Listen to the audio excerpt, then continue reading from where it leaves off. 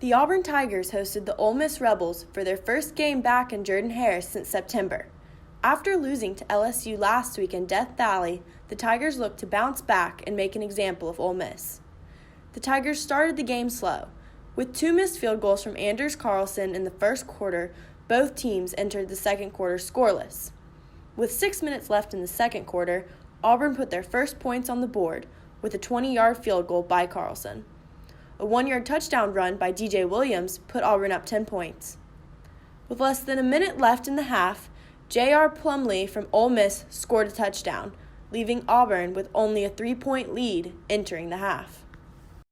In the third quarter, a 1-yard run from Bo Nix added another 7 points to the Tigers' score, putting them up 17-7. With less than 5 minutes in the third quarter, a 38-yard field goal from Carlson gave Auburn what seemed like a comfortable 20-7 lead.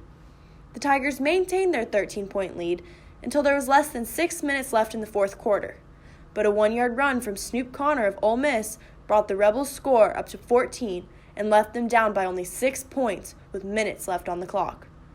With a little more than a minute left in the game, Ole Miss started a drive that led them all the way to Auburn's 35-yard line.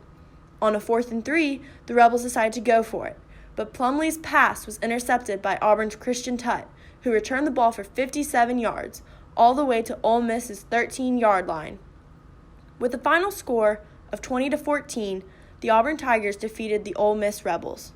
Despite the somewhat low-scoring game, the Tigers' offense combined for a total of 507 yards, 340 of which came from quarterback Bo Nix.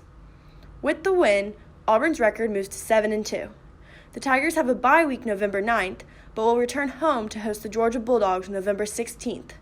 From Jordan-Hare Stadium, this is Delaney Barrow, Eagle Eye TV.